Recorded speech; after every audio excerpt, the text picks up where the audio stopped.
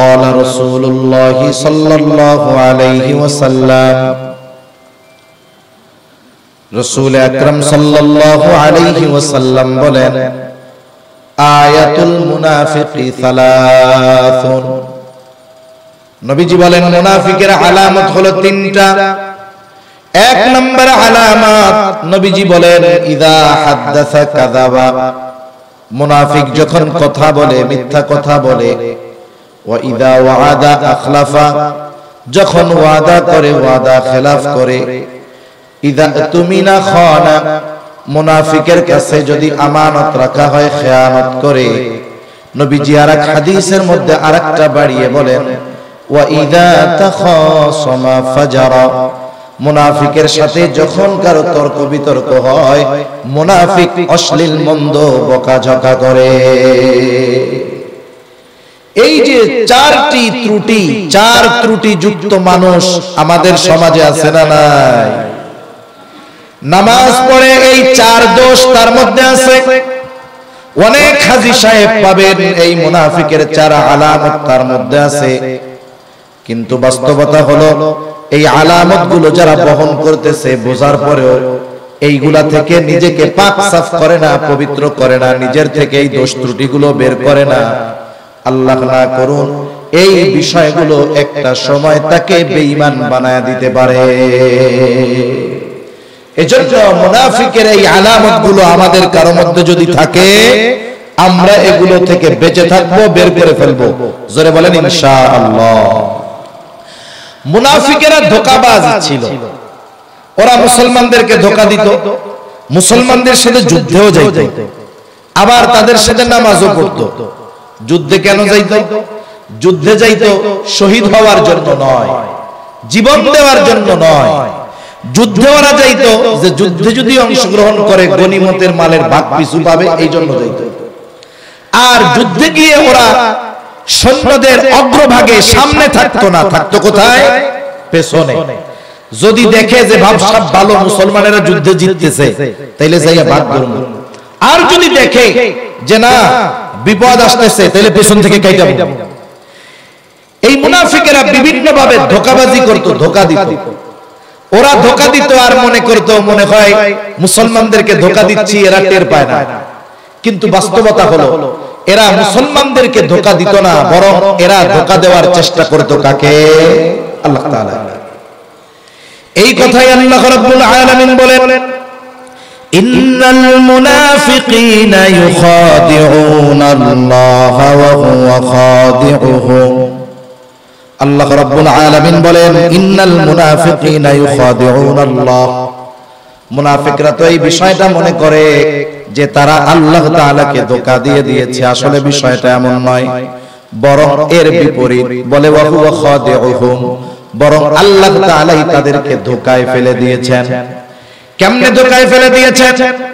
দুনিয়াতে তারা মুমিনদের সাথে পথ চলতো, মুমিনদের সাথে থেকে যেমন ধোঁকা দিত। হাদিসের মধ্যে আসছে কিয়ামতের দিন প্রত্যেকটা মুমিন পথ চলার জন্য তাদের ঈমানের নূর থাকবে, ঈমানের নূর। দুনিয়াতে মুনাফিকেরা যেমন মুমিনদের সাথে চলতো, ওই দিনও মুনাফিকেরা মুমিনদের সাথে পথ চলতে থাকবে। কিন্তু কিছু দূর পথ চলার পর মুনাফিকদের আলো নিভে যাবে। আর এই আলো হলো এমন এক আলো, দুনিয়াতে আমি যদি একটা লাইট জ্বালাই আমার সাথে 2, 4, 5 জন অন্ধকারে পথ চলতে পারবে। কিন্তু কিয়ামতের দিন মুমিনের ঈমানের আলোতে অন্য কেউ নয়, বরং মুমিন শুধু নিজেই একা একা সেই পথ দেখতে পারবে। এইবার মুমিনরা কিছু দূর যাওয়ার পরে মুমিনদের সাথে আল্লাহ তাআলা মুনাফিকদের এই আলোকে নিভাইয়া দিবেন। এরা হতভম্ব হয়ে যাবে, মুসিবতের মধ্যে পড়ে যাবে। এইভাবে আল্লাহ তাআলা তাদেরকে ধোঁকায় ফেলবেন আখিরাতের ময়দানে। এরপরে আল্লাহ রাব্বুল আলামিন এই আয়াতের মধ্যে মুনাফিকদের আরো 3টা ত্রুটির কথা বলেন।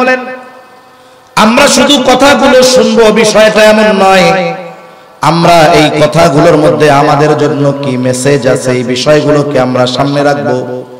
সাথে সাথে মুনাফিকদের যেই দোষ ত্রুটিগুলো কোরআনুল কারীমের আয়াতগুলোর আলোকে সামনে আসবে, আমরা যদি আমাদের মধ্যে ওই ধরনের কোনো ত্রুটি থাকে, আমরা এখান থেকে দৃঢ় প্রতিজ্ঞাবদ্ধ হব যে ওই ত্রুটিগুলো এখন থেকেই আমরা নিজেদের মধ্য থেকে বের করে ফেলব। আল্লাহ তাআলা এই আয়াতের মধ্যে মুনাফিকদের তিনটা ত্রুটির কথা, অন্যতম তিনটা ত্রুটির কথা বলেন। এক নম্বরে আল্লাহ তাআলা বলেন, وَإِذَا قَامُوا إِلَى الصَّلَاةِ قَامُوا كُسَالَى يُرَاءُونَ النَّاسَ وَلَا يَذْكُرُونَ اللَّهَ إِلَّا قَلِيلًا। আল্লাহ রাব্বুল আলামিন বলেন, وَإِذَا قَامُوا إِلَى الصَّلَاةِ قَامُوا كُسَالَى, মুনাফিকেরা যখন নামাজে দাঁড়াইতো, নামাজের সময় হতো, তারা ঢিলামি প্রদর্শন করত, শৈথল্যতা দেখাইতো, ঠেকায় পড়া তারা নামাজ পড়তো। মূলত আল্লাহর জন্য তারা নামাজ পড়তো না, নামাজ তারা পড়তো বাধ্য হয়ে, ঠেকায় পড়ে। কারণ এখনকার জামানার মতো তো ওই জামানা ছিল না। যখন মসজিদের মধ্যে নামাজের সময় হতো, জামাত চলতো, বাহিরে যারা থাকতো সাহাবায়ে কেরাম মনে করত হয়তো এইগুলা মাজুর, অসুস্থ, আর নাইলে কাফের। কারণ কোন মুমিন ইমানদার নামাজের সময় বিনা কারণে বাহিরে থাকতে পারে না। এখন ওরা যদি নামাজের সময় মুসলমানদের সাথে নামাজে অংশগ্রহণ না করে, তাইলে মুসলমানেরা কি ভাববে? যে এই মানুষগুলো মনে হয় ইমানদার নয়, এই মানুষগুলো মনে হয় কাফের। নিজেদেরকে কাফের তাকমা থেকে বাঁচানোর জন্য এই মানুষগুলো অলসতার সাথে হলেও মুমিনদের সাথে নামাজে দাঁড়ায় যাইত, নামাজ পড়তো। আমাদের সমাজে এরকম নামাজি কিন্তু আছে, আল্লাহর জন্য দাঁড়ায় না, বরং বাধ্য হইয়া নামাজ পড়ে। নামাজ না পড়লে মানুষে কি বলবে, নামাজ না পড়লে মানুষে কি বলবে, মানুষকে দেখানোর জন্য তারা নামাজ পড়ে। নামাজে অলসতা করে, সাথে সাথে মানুষকে দেখানোর জন্য নামাজ পড়ে। এটাও মুনাফিকদের একটা আলামত, এটাও মুনাফিকদের একটা কর্ম। এই কথাই আল্লাহ তাআলা বলেন, ইউরাউনান নাসা ওয়ালা ইয়াযকুরুনাল্লাহা ইল্লা কালিলা। ইউরাউনান নাস, তারা মানুষদেরকে দেখানোর জন্য নামাজ পড়ে। পবিত্র কোরআনুল কারীমের অন্যতম প্রসিদ্ধ এক সূরা, সূরা মাউন। এই সূরার মধ্যে আল্লাহ রাব্বুল আলামিন বলেন, ফাওয়াইলুল লিল মুসাল্লিন আল্লাযীনা হুম আন সালাতিহিম সাহুন আল্লাযীনা হুম ইউরাউন। আল্লাহ তাআলা বলেন, ওই ধরনের নামাজীদের জন্য ধ্বংস। ওয়াইলুন, কোন কোন মুফাসসির বলেন এটা জাহান্নামের একটা গর্ত। ওই জায়গাটা ওই ধরনের নামাজীদের জন্য। কাদের জন্য? বরে যারা নামাজের ক্ষেত্রে অলসতা করে, নামাজের ক্ষেত্রে ঢিলামি করে, কোনো কামকাজ নাই, ইচ্ছাকৃতভাবে বিলম্ব করে, সাথে সাথে নামাজ তো পড়ে ঠিক, ইউরাউনান নাস, মানুষকে দেখানোর জন্য নামাজ পড়ে। আল্লাহ তাআলা বলেন, এই ধরনের নামাজীদের জন্য ওয়াইলুন নামক জাহান্নামের গর্ত, এই ধরনের নামাজীদের জন্যই ধ্বংস অনিবার্য। এজন্য আমরা নামাজের ক্ষেত্রে কখনো অলসতা প্রদর্শন করব না। ঈমানের পরে সবচেয়ে গুরুত্বপূর্ণ ইবাদত হলো নামাজ। একজন মুমিন ইমানদার সে কখনো বেনামাজি হতে পারে না। আমার ব্যবসা, আমার কর্ম, আমার কাজ, আমার পেশা, এগুলো যেন আমার নামাজের ক্ষেত্রে বাধা না হয়। সেজন্য কাজ পরে নামাজ আগে, কাজ পরে নামাজ আগে। নামাজের ব্যাপারে অলসতা আমরা করব না। 2 নম্বর, নামাজ সহ যে কোনো ইবাদত একমাত্র কার জন্য করব? জোরে বলেন, আল্লাহর সন্তুষ্টির জন্য করব। কারণ আমাদের ইবাদতগুলো যদি আল্লাহর সন্তুষ্টির জন্য না হয়, তাহলে কিয়ামতের দিন এই আমলগুলো, এই ইবাদতগুলো আমাদের নাজাতের কারণ হবে না, বরং এগুলো আমাদের শাস্তির কারণ হয়ে দাঁড়াতে পারে। প্রসিদ্ধ এক হাদিস, হযরত আবু হুরায়রা রাদিয়াল্লাহু তাআলা আনহু থেকে বর্ণিত হাদিস। তিনি বলেন, নবীজি সাল্লাল্লাহু আলাইহি ওয়াসাল্লাম বলেছেন, কিয়ামতের দিন আল্লাহ তাআলা সর্বপ্রথম 3 শ্রেণীর মানুষকে হিসাবের জন্য ডাকবে। এক নম্বরে আল্লাহ তাআলা একজন শহীদকে ডাকবে, রক্তাক্ত অবস্থায় আল্লাহর সামনে হাজির হয়ে যাবে। আল্লাহ তাআলা জিজ্ঞাসা করবে তোমার এই অবস্থা কেন? বলে আমি কাফেরদের বিরুদ্ধে লড়াই করে আমার জীবনটা দিয়ে দিয়েছি।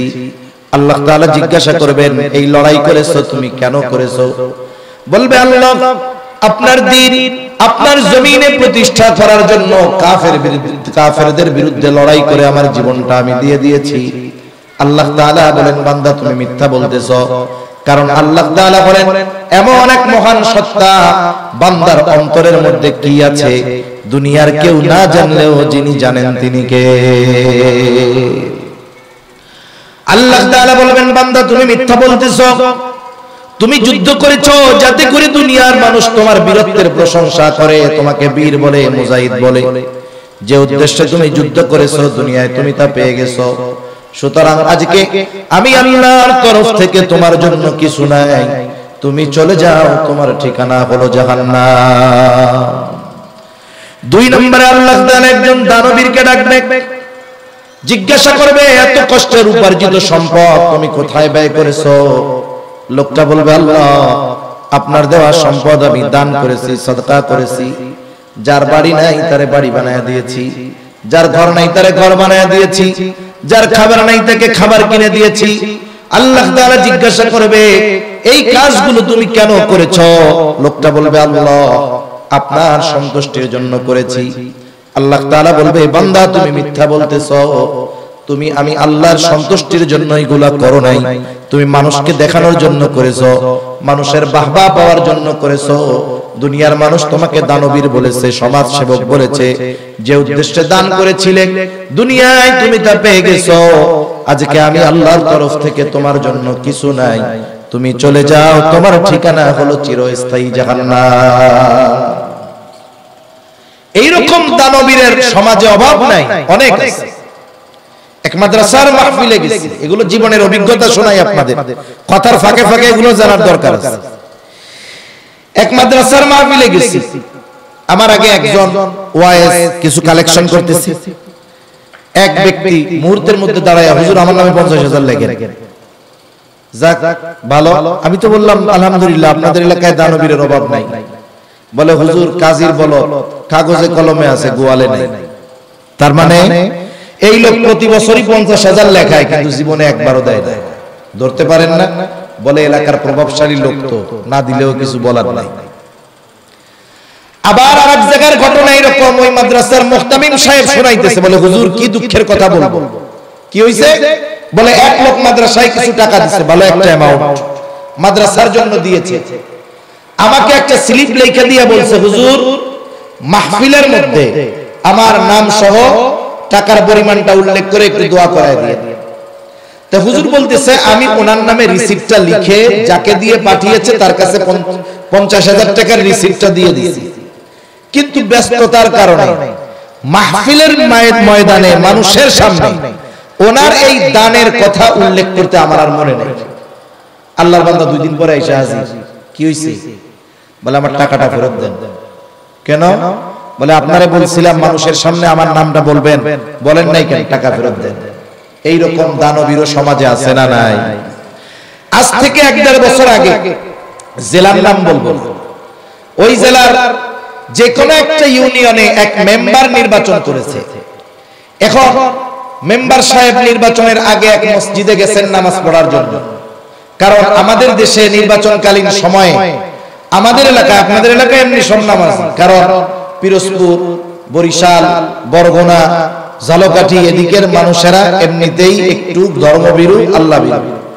আমাদের অঞ্চলগুলোতে দেখি যে নির্বাচনকালীন সময় যখন আসে, যে জীবনে পশ্চিম দিক আসার খাইতেও চিন্তা করতো 10 বার, ও 2-4 বার মসজিদের মধ্যে ঢুকে নামাজ কালাম পড়ে।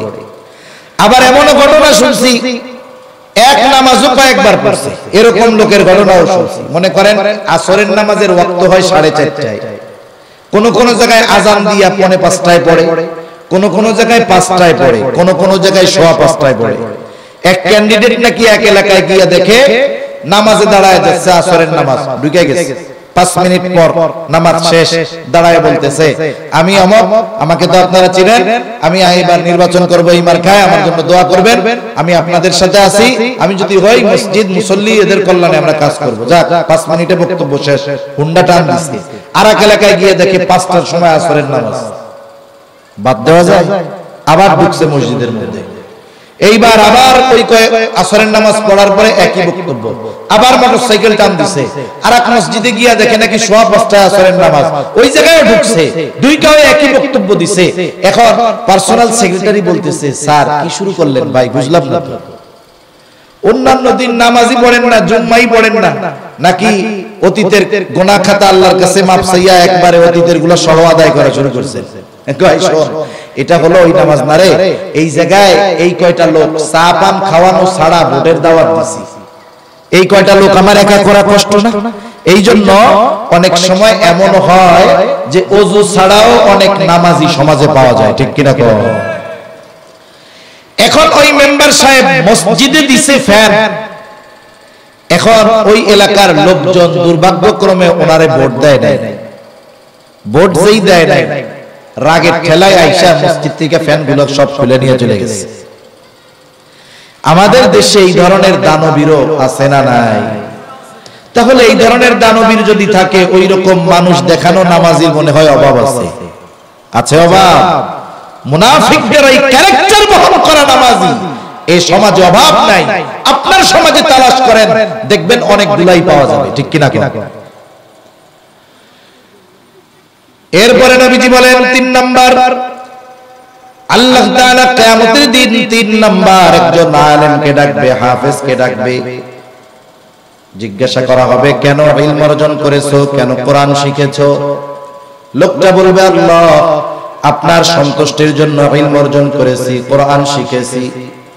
আল্লাহ তাআলা বলবে, না বান্দা, তুমি মিথ্যা বলতেছো, তুমি কোরআন শিখেছো যাতে করে দুনিয়ার মানুষ তোমার তিলাওয়াতের প্রশংসা করে, তোমাকে কারি বলে। ইলম অর্জন করেছো যাতে করে দুনিয়ার মানুষ তোমাকে আলেম বলে, হাফেজ বলে, তোমার বয়ানের প্রশংসা করে, মুফতি বলে, মুহাদ্দিস বলে, শাইখুল হাদিস বলে। যে উদ্দেশ্যে তুমি ইলম অর্জন করেছো, দুনিয়ায় তুমি তা পেয়ে গেছো। আজকে আমি আল্লাহর তরফ থেকে তোমার জন্য কিছু নাই, তুমি চলে যাও, তোমার ঠিকানা হলো চিরস্থায়ী জাহান্নাম। এই জন্য ইলম অর্জন যারা করেছে, ইলমের হক আদায় করে যদি মানুষের কাছে কোরআন সুন্নাহর সত্য কথা যদি না পৌঁছানো হয়, ওই আলেম কিয়ামতের দিন আল্লাহ তাআলার আদালতে আসামির কাঠগড়ায় তাকে দাঁড়াতে হবে, ঠিক কিনা বলেন? তাহলে আল্লাহ রাব্বুল আলামিন 1 নাম্বার মুনাফিকদের কথা বললেন, তারা নামাজের মধ্যে অলসতা করে, নামাজের ব্যাপারে অলসতা করে। 2 নাম্বার ইউরাউনান নাস, মানুষকে দেখানোর জন্য তারা নামাজ পড়ে। ওয়ালা ইয়াযকুরুনাল্লাহা ইল্লা কলিলা, এবং তাদের মধ্যে অতি সামান্য কিছু মানুষ আল্লাহ তাআলার স্মরণ করে, আল্লাহ তাআলার নির্দেশ মান্য করে। আল্লাহ তাআলা এরপরে মুনাফিকদের ব্যাপারে আবার বলতেছেন। আল্লাহ তাআলা বলেন, আল্লাহ রাব্বুল আলামিন বলেন, মুযাবযাবিনা বাইনা যালিকা লা ইলাহা উলাই ওয়া লা ইলাহা উলা।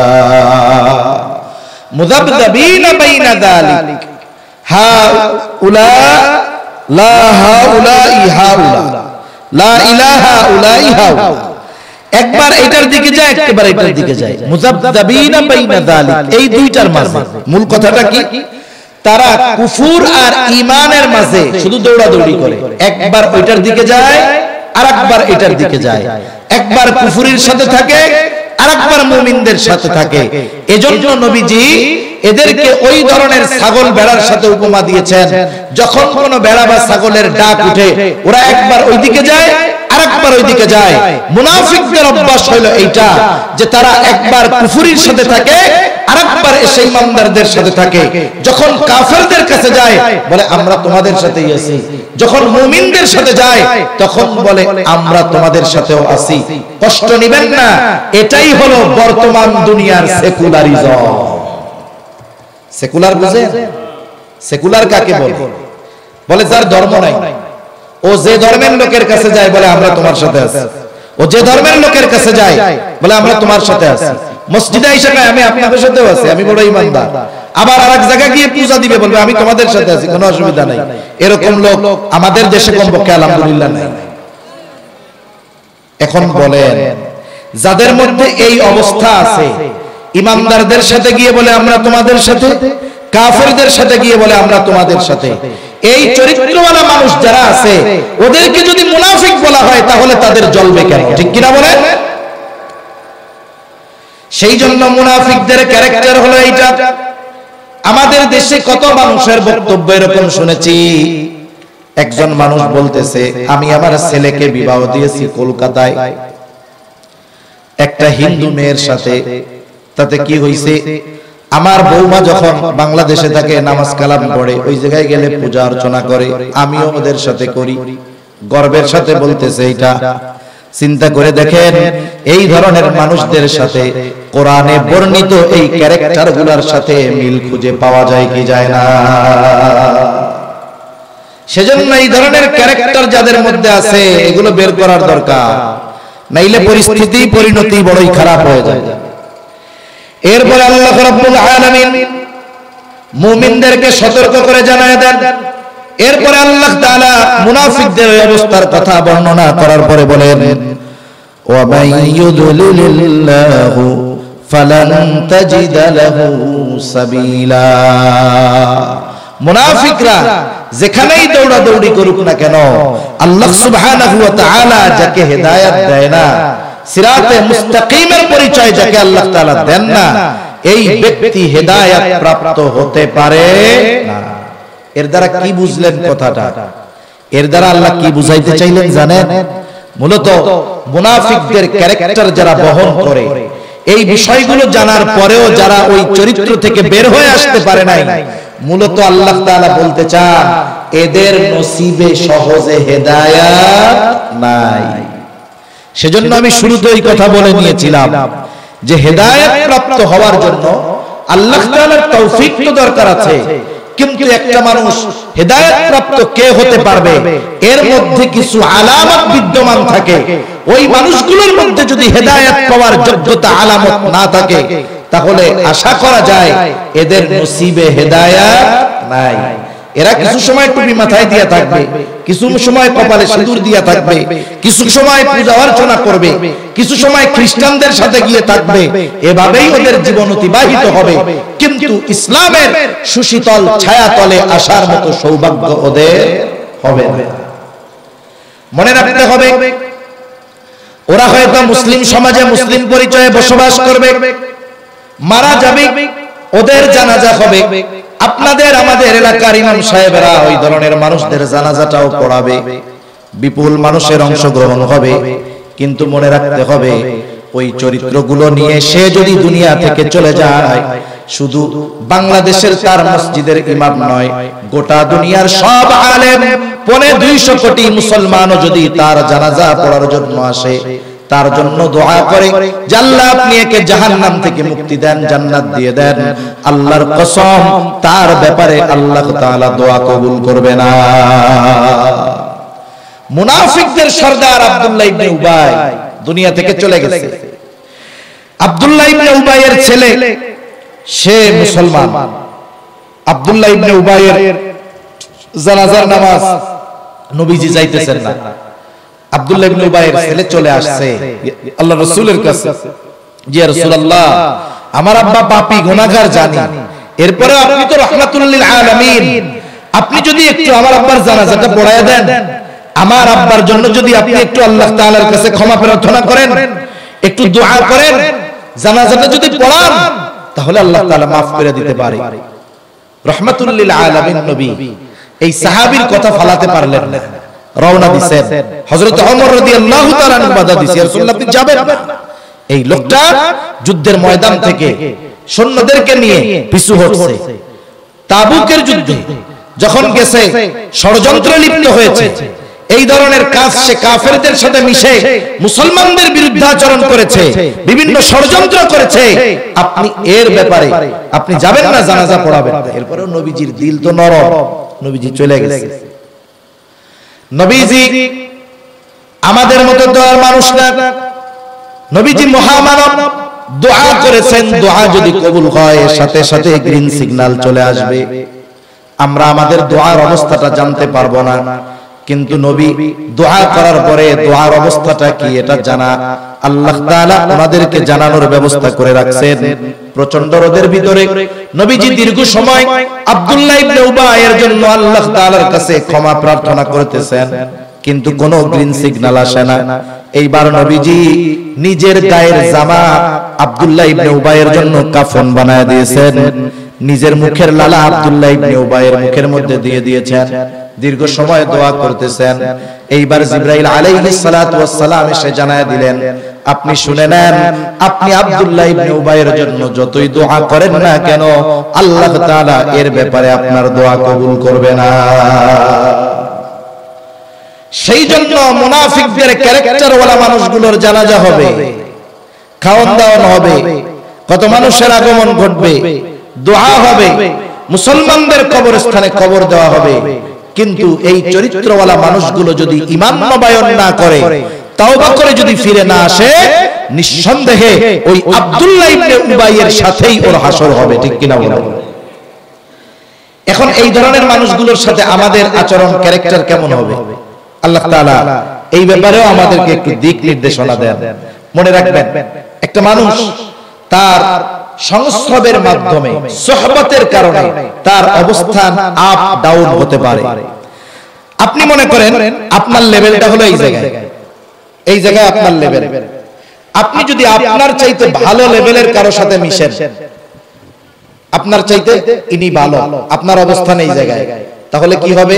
এনার সাথে মেশার কারণে আপনার লেভেল আপগ্রেড হবে, আপনার ক্যারেক্টার, আপনার তাকওয়া, আপনার চারিত্রিক সৌন্দর্য, আপনার ঈমান, আপনার আমল আরো বাড়বে। ঠিক কিনা বলেন?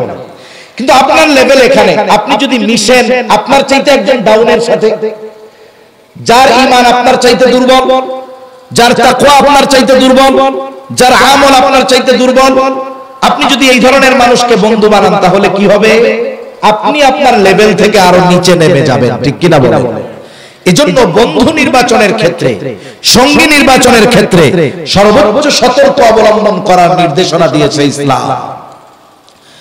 এজন্য এরপরে আল্লাহ রাব্বুল আলামিন বলেন, ইয়া আইয়ুহাল্লাযীনা আমানু লা তাত্তাখিযুল ইয়াহুদা ওয়ান নাসারা আউলিয়া।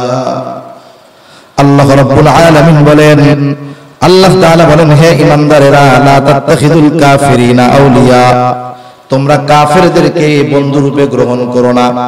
আল্লাহ তাআলা আরেক জায়গায় বলেন, ইয়া আইয়ুহাল্লাযীনা আমানু লা তাত্তাখিযুল ইয়াহুদা ওয়ান নাসারা আউলিয়া বা'দুহুম আউলিয়াউ বা'দ। আল্লাহ তাআলা বলেন, হে ঈমানদারেরা, তোমরা ইহুদি নাসারাদেরকে বন্ধু রূপে গ্রহণ করো না। কেন? বলে বা'দুহুম আউলিয়াউ বা'দ। মনে রাখতে হবে যে এরা একে অপরের বন্ধু, শুধু ইহুদি আর খ্রিস্টান একে অপরের বন্ধু নয়। মনে রাখবেন, ইসলাম ছাড়া দুনিয়াতে যত মতবাদ আছে, যত জীবন ব্যবস্থা আছে, আল্লাহর কসম গোটা পৃথিবীর সব মতবাদ ইসলামের বিরুদ্ধে এক। ইসলামের বিরুদ্ধে গোটা দুনিয়ার সব মতবাদ এক। ইহুদি খ্রিস্টানদের মধ্যে ধর্মীয় দ্বন্দ্ব আছে, কিন্তু এই দ্বন্দ্বকে তারা সামনে আনবে না। বৌদ্ধ এবং হিন্দুদের মধ্যে ধর্মীয় দ্বন্দ্ব আছে, কিন্তু ইসলামের বিরুদ্ধে আচরণের সময় ওরা এই বিষয়গুলো সামনে আনবে না। কখন? ওই কুকুর যখন ঘেউ ঘেউ করবে, বাইরের এলাকার কুকুর যখন লেজ নামায় বলবে, বস আমি আপনার বিরুদ্ধে আচরণ করতেছি না, আমার একটু ট্রানজিট দেন, আমি চলে যাই, তখন দেখবেন আস্তে ঠান্ডা হয়ে যাবে। এই কুকুরের চরিত্রওয়ালা কিছু মানুষ সমাজে আছে, সব জায়গায় কম বেশি আছে। এটা ধর্মীয় কাজে হোক আর রাষ্ট্রীয় কাজে হোক, রাস্তার কাজ হোক, মাদ্রাসার কাজ হোক আর স্কুলের কাজ হোক, যখন কোন গভর্নমেন্ট থেকে কোন কাজের বরাদ্দ হয়, তখন ওই জায়গায় কুত্তার মতো চাটার জন্য, চাঁদা নেওয়ার জন্য কিছু মানুষরূপী কুত্তা গিয়ে হাজির হয়ে যায়। তারা বলতেছে যে ওই এলাকার লোকজন গিয়ে ওই কন্ট্রাক্টরের কাছে চাঁদা চেয়েছে, কাজ করতেছো, চাঁদা দিবা না, না করলে হয়। এরা চাঁদা দিতে অস্বীকৃতি জ্ঞাপন করেছে। বেশ কয়েকজন গেছে, প্রভাবশালী, লাঠিসোঁটা নিয়ে গেছে। ওরা 4-5 জন ছিল, কথা কাটাকাটি হয়েছে। এক পর্যায়ে পিটায়া, স্কুল ঘরের মধ্যে পিটায়া 2 জনকে স্পট ডেড নগদে হত্যা করে ফেলেছে। এখন এই ঘটনা থেকে বাঁচার জন্য কি করা যায়? প্রত্যেকটা মানুষের অন্তরের মধ্যে যে যে ধর্মের হোক, ধর্মীয় ব্যাপারে একটা আবেগ অনুভূতি কাজ করে, ঠিক কিনা বলেন? তাহলে কিভাবে করা যায়? আমরা যে এই অপরাধটা করেছি, অপরাধটা যেন আমার কমিউনিটির লোক আমার পক্ষে সাপোর্ট দেয়, এই জন্য এমন কিছু করতে হবে। কি করা যায়? এখানেই ধর্মীয় বিষয়টাকে ব্যবহার করা হলো। মন্দিরে আগুন দেওয়া হলো, আর সাধারণ মানুষের মধ্যে গুজব ছড়িয়ে দেওয়া হলো যে এরা মন্দিরে আগুন দিছে, এই জন্য বিক্ষুব্ধ জনতা এদেরকে পিটিয়ে হত্যা করে দিয়েছে। একটু চিন্তা করে দেখেন, গত কয়েকদিন আগের খবরে দেখলাম এক এলাকায় কয়েকটা মন্দির ভাঙা হয়েছে, প্রতিমা ভেঙেছে, মূর্তি ভেঙেছে। অলরেডি মুসলমানদের দোষারোপ করা সারা, দোষারোপ চলতেছে। যখন সিসি ক্যামেরা ফুটেজ পরীক্ষা করা হলো, দেখা গেল একজন হিন্দু যুবক সে 3-4টা মন্দিরের প্রতিমাগুলো ভেঙছে, অথচ এই তদন্ত প্রমাণিত হওয়ার আগে মুসলমানদেরকে একতরফা দোষারোপ করা সারা। এজন্য অপরাধ যারাই করুক, মুসলিম হোক আর অমুসলিম হোক, সুষ্ঠু তদন্তের আগে কাউকে দোষারোপ করার কোনো সুযোগ নাই। এখন অবস্থাগুলো কোথায় গিয়ে দাঁড়াচ্ছে? এই অবস্থা, আমাদের অবস্থা বড় করুন, আমাদের অবস্থা বড় খারাপ। এই ধর্মীয় সিম্প্যাথিকে ব্যবহার করে আমাদের দেশের মধ্যে একটা বিশৃঙ্খলা, আমাদের দেশের মধ্যে একটা অরাজকতা সৃষ্টির পায়তারা একদল দেশ বিদ্বেষী লোক চালিয়ে যাচ্ছে, ঠিক কিনা বলেন? এজন্য আমাদের সচেষ্ট সতর্ক থাকার দরকার। কোন ওয়াইজ, কোন মুফাসসির কোন ওয়াজের মধ্যে, বয়ানের মধ্যে এই কথা বলেছে যে তোমরা মূর্তিগুলো ভেঙে দাও, তোমরা ওদের মূর্তি পূজায় বাধা দাও, মন্দির পুড়ায় দাও, আমি চ্যালেঞ্জ দিয়ে বলতে পারি কোন আলেম আজ পর্যন্ত এই কথা বলে নাই। বরং কি বলেছে? খবরদার, তারা তাদের উপাস্য যাদের ইবাদত করে, যাদের উপাস্য, তারা উপাস্য হিসাবে যাদেরকে তারা গ্রহণ করেছে, খবরদার তোমরা তাদেরকে কখনো গালি দিবা না, তাদের দেবদেবীদেরকে গালি দিবা না। কারণ গালি না দেওয়ার শিক্ষা আমাদের দিয়েছেন কে? জোরে বলেন না কে? আল্লাহ তাআলা বলেন, ওয়ালা তাসুব্বুল্লাযীনা ইয়াদউনা মিন দুনিল্লাহি ফায়াসুব্বুল্লাহা আদওয়াম বিগাইরি ইলম। আল্লাহ তাআলা বলেন, ওয়ালা তাসুব্বুল্লাযীনা ইয়াদউনা মিন দুনিল্লাহ, আল্লাহ ব্যতীত তারা যাদেরকে উপাস্য হিসাবে গ্রহণ করেছে, খবরদার তোমরা তাদের ওই উপাস্যদেরকে কখনো বকা দিবা না, গালি দিবা না। যদি তোমরা বকা দাও, গালি দাও, কি করবে? বলে ফায়াসুব্বুল্লাহা আদওয়াম বিগাইরি ইলম, তারা তাদের অজ্ঞতার কারণে শত্রুতার বশীভূত হয়ে তো আল্লাহ তাআলাকে তারা বকাঝকা করবে। এই জন্য আমরা সব সময়, মুফাসসিরিনে কেরাম সব সময়, উলামায়ে কেরাম সব সময় আমাদেরকে শিক্ষা দেয়, খবরদার তারা তাদের ধর্মীয় আচার অনুষ্ঠান পালন করবে, নাগরিক অধিকার, রাষ্ট্রীয় অধিকার, খবরদার তোমরা কখনো তাদের দেবদেবীদেরকে বকা দিবা না। তবে একটা জিনিস আমরা মানা করি, কি মানা করি? যেহেতু তুমি ইমানদার, তুমি মুসলমান, তার সাথে লেনদেন করো, বেচা কেনা করো, কোনো অসুবিধা নাই, কিন্তু তুমি তাদের ধর্মীয় কোনো আচার অনুষ্ঠানে অংশগ্রহণ করবা না।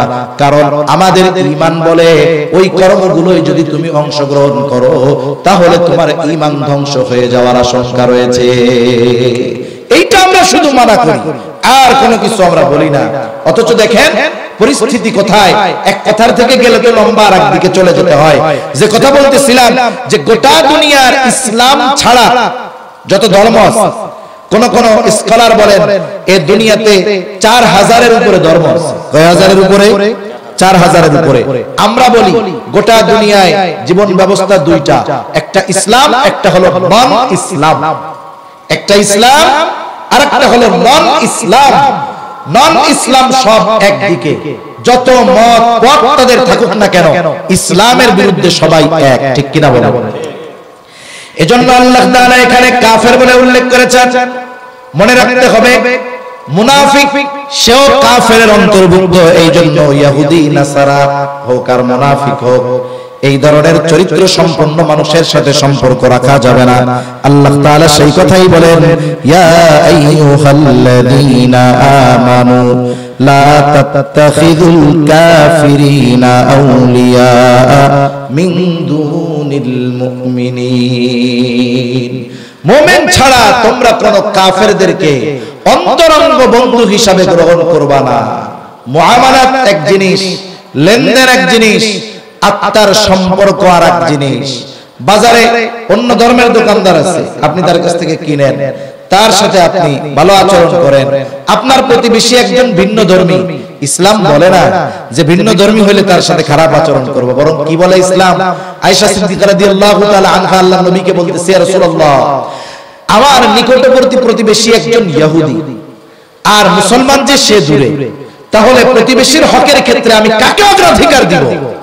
নবীজি বললেন, যার দরজা তোমার দরজার বেশি কাছে। সুবহানাল্লাহ বলেন।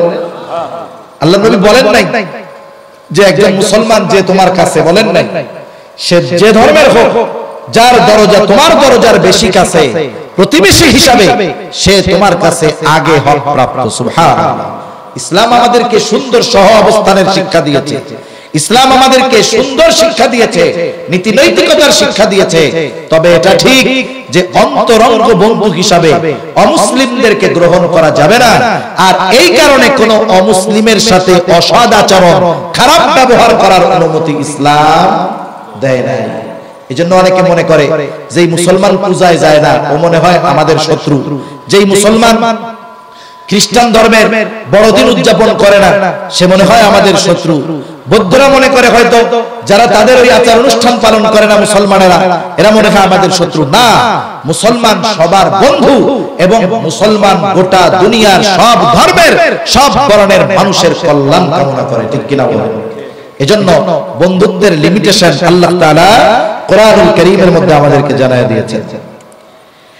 এরপরে আল্লাহ রাব্বুল আলামিন বলেন, কেন এই ধরনের মুনাফিক কাফের এদের সাথে সম্পর্ক রাখবা না?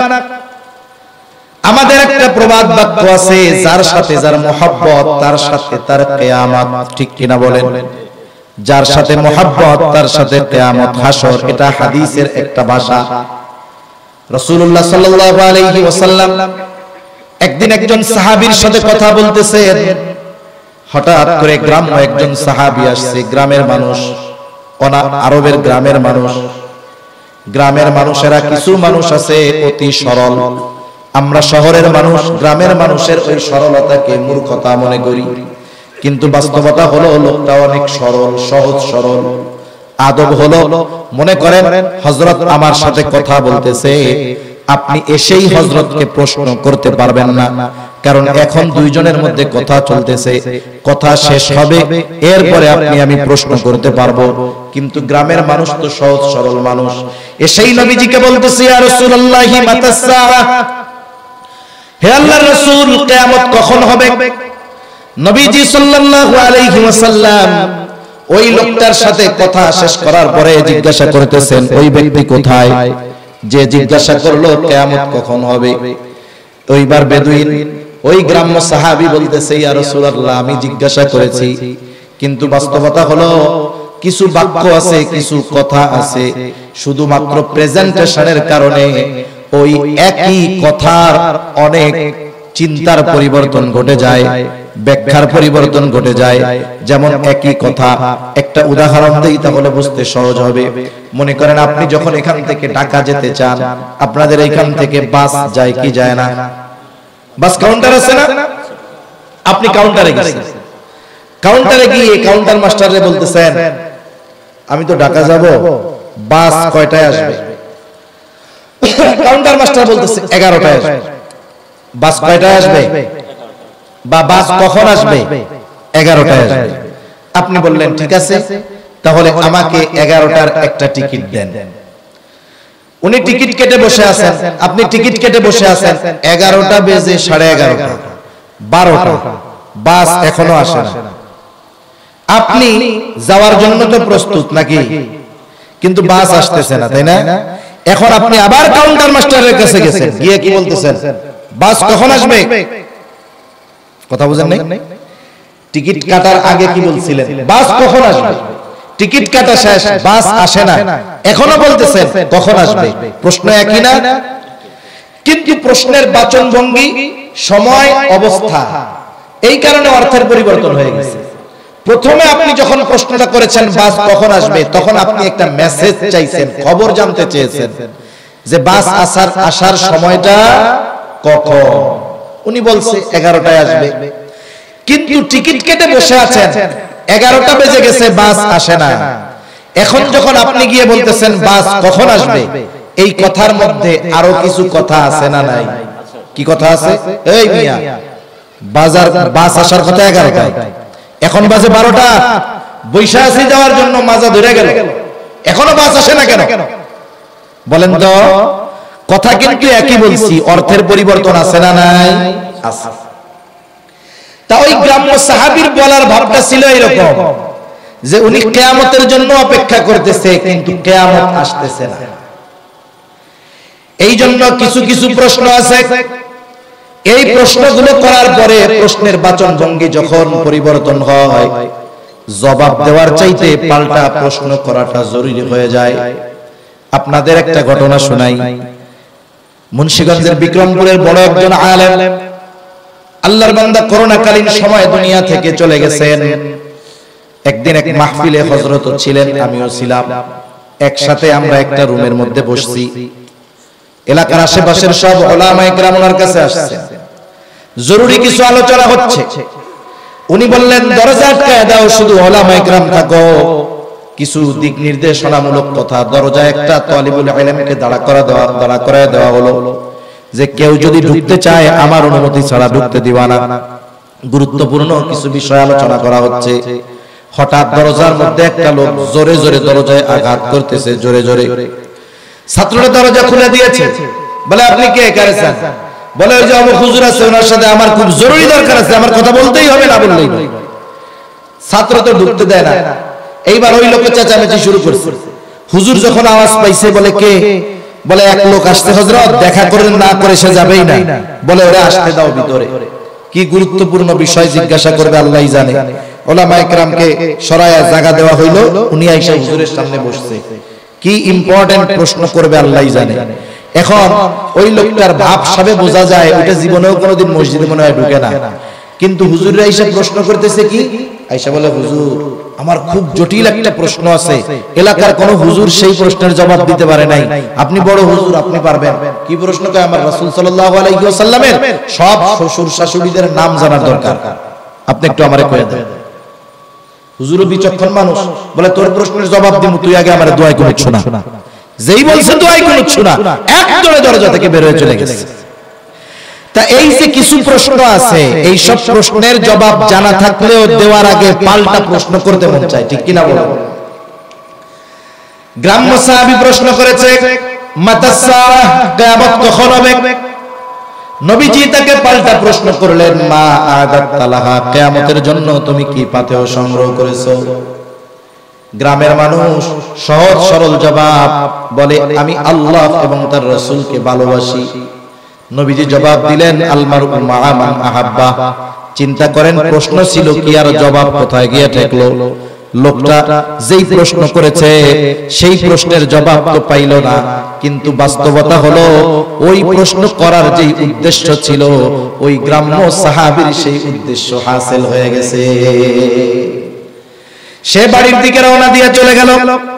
হাদিস বর্ণনাকারী হযরত আনাস রাদিয়াল্লাহু তাআলা আনহু বলেন, নবীজির মুখে যখন শুনলাম যে যাকে মহব্বত করে তার সাথে অবস্থান করবে, এই কথা শ্রবণ করবার পর আমরা এতটা খুশি হয়েছি, এতটা আনন্দিত হয়েছি যে আমরা ইসলাম গ্রহণ করবার পরে আর কোনো কথায় এতটা আনন্দিত হই না।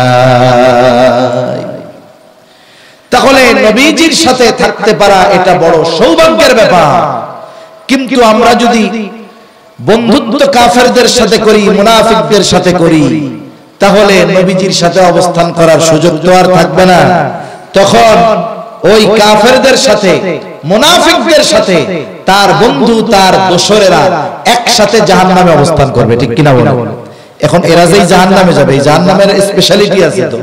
ফেরাউন, হামান, নমরুদ এদেরকে কি সাধারণ জাহান্নামে দেওয়া হবে নাকি? ইসলাম বিদ্বেষী ও ইহুদি নাসারা এদেরকে কি সাধারণ জাহান্নামে দেওয়া হবে নাকি? আল্লাহ তাআলা বলেন ইন্নাল মুনাফিকিনা ফিদ দারকিল আসফালি মিনান নার ওয়া লান তাজিদা লাহুম নাসীরা। দুনিয়ায় যেমন কিছু মানুষ পাওয়ার পেয়ে, ক্ষমতা পেয়ে নিজেদেরকে স্পেশাল ভাবতে শুরু করে, ফেরাউনের মতো ভাবতে শুরু করে আমাদেরকে কে প্রতিহত করবে, নিজেদেরকে স্পেশাল ভাবতে শুরু করে। ওই ফেরাউনের ক্যারেক্টার, আব্দুল্লাহ ইবনে উবাইয়ের ক্যারেক্টার, চরিত্র তাদের সাথে মিলে যাওয়ার কারণে ওইগুলা যদি বেঈমান হয়ে দুনিয়া থেকে চলে যায়, আমার তো মনে হয় ওই মুনাফিকদের চরিত্র সম্পূর্ণ লোকগুলাও মুনাফিকদের সাথে জাহান্নামের একেবারে তলদেশে অবস্থান করবে। আব্দুল্লাহ ইবনে আব্বাস রাদিয়াল্লাহু তাআলা আনহু ব্যাখ্যা করেন ফিদ দারকিল আসফালি মিনান নার, একেবারে জাহান্নামের নিচে। এর ব্যাখ্যা কি? কাফেররা, মুনাফিকরা, ইহুদিরা ওই জায়গায় অবস্থান করবে। মুনাফিকদের ব্যাপারে কি হবে? উনি বলেন ফিদ দারকিল আসফালি মিনান নার, এর ব্যাখ্যা হইল মুনাফিকদেরকে একটা সিন্ধুকের মধ্যে ভরা হবে। কিসের মধ্যে ভরা হবে? সিন্ধুকের মধ্যে। এইবার সিন্ধুকের চতুর্দিক দিয়ে আগুন প্রজ্বলিত করে দেওয়া হবে। এইভাবে তাদেরকে শাস্তি দেওয়া হবে। আল্লাহ তাআলা বলেন ওয়ালান তাজিদা লাহুম নাসীরা, তাদের জন্য কোনো সাহায্যকারী নাই, তাদেরকে কেউ সাহায্য করতে পারবে না। মুনাফিকদের অবস্থা হবে এই রকম।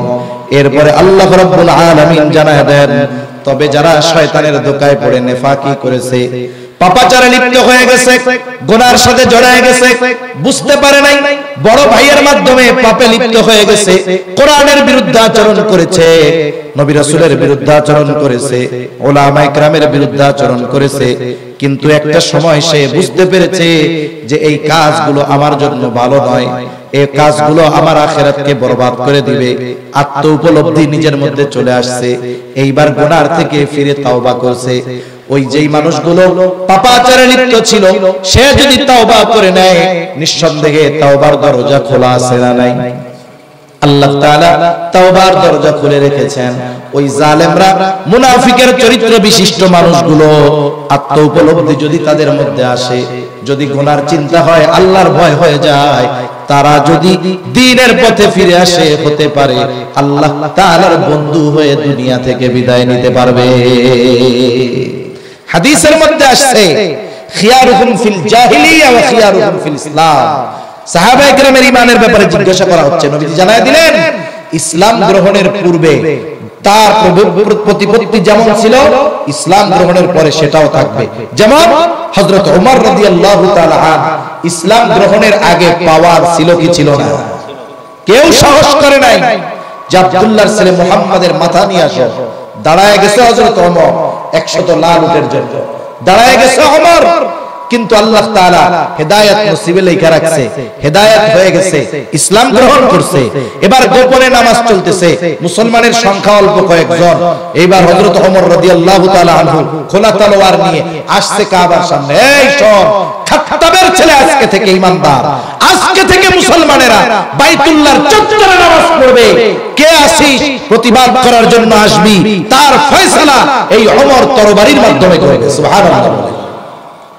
সেজন্য অনেক সময় অনেক পাপী মানুষ আছে, অনেক অপরাধী মানুষ আছে, এই মানুষগুলো যদি খালেস তওবা করে আল্লাহর পথে ফিরে আসে, দ্বীনের পথে ফিরে আসে, আল্লাহ তাআলা তাদের দ্বারা দ্বীনের অনেক বড় খেদমত নেয়। ঠিক কিনা বলেন?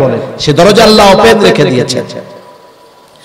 পশ্চিম দিক দিয়ে সূর্য উদয়ের আগ পর্যন্ত তওবার দরজা খোলা থাকবে। আবার প্রত্যেকটা মানুষের ব্যক্তিগত তাওবা কবুলের সময় আছে। নবীজি সাল্লাল্লাহু আলাইহি ওয়াসাল্লাম বলেন, ইন্নাল্লাহা ইয়াকবালু তাওবাতাল আবদি হাত্তা মা লাম ইউগরগির। আল্লাহ তাআলা প্রত্যেকটা বান্দার তাওবা মৃত্যু যন্ত্রণা শুরু হওয়ার আগ পর্যন্ত আল্লাহ তাআলা কবুল করে। যারা স্বাভাবিক মৃত্যু অবলোকন করেছেন, দেখেছেন, একজন মানুষ যখন সে মৃত্যু পথযাত্রী, তার জান কবজ শুরু হয়ে যায়, ওই মুহূর্তে দেখবেন তার গলার মধ্য থেকে গড়গড় গড়গড় একটা আওয়াজ হয়। এটা হলো মৃত্যু যন্ত্রণা। মৃত্যু যখন জান কবজ শুরু হয়ে যায়, নবীজি বলেন ওই সময়ের আগ পর্যন্ত আল্লাহ রাব্বুল আলামিন প্রত্যেকটা বান্দার তাওবা কবুল করে নেয়। আবার দেখেন এখন তো আল্লাহ তাআলা ওইভাবে গজব দেন না।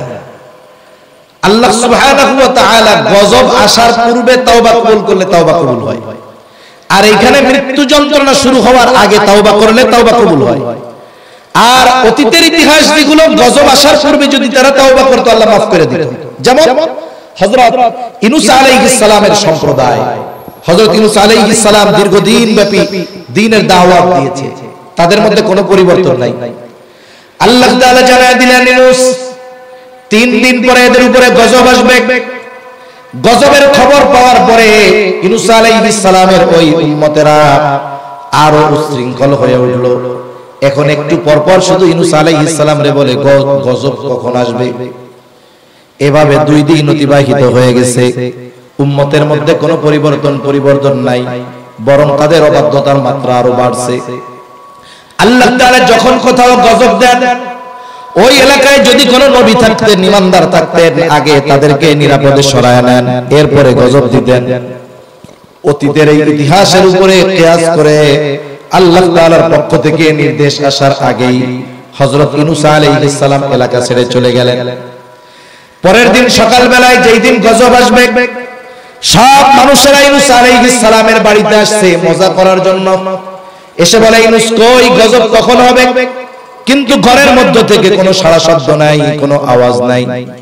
চিন্তা করতেছে কি ব্যাপার, বছরের পর বছর আমরা ইউনূসকে কষ্ট দিয়েছি, ইউনূস কখনো আমাদেরকে ছেড়ে যায় নাই, কিন্তু আজকে তাকে বাড়িতে দেখা যায় না কেন? ওদের অন্তরের মধ্যে একটি ভয় কাজ করতেছে।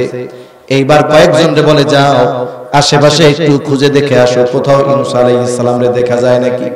দীর্ঘ সময় তারা আশেপাশের গ্রামে খোঁজ খবর নিয়ে জানতে পারলো কোথাও ইউনূস আলাইহিস সালামকে দেখা যাচ্ছে না। এইবার তাদের মধ্যে আল্লাহর গজবের ভয় আরো বিস্তার লাভ করলো, সকলে একত্রিত হয়ে গেল। এইবার আল্লাহ তাআলার কাছে ক্ষমা চাইলো, তওবা, তাদের তওবা কবুল করলেন, ঈমান আল্লাহ তাআলা কবুল করলেন, এবং যেই গজব তাদের উপরে আসার কথা ছিল তারা ঈমান আনার কারণে আল্লাহ তাআলা ওই গজব তাদের উপরে আর দিলেন না। এখন বলেন তওবা কবুল হইছে কেন? বলে গজব আসার আগে ঈমান আনছে।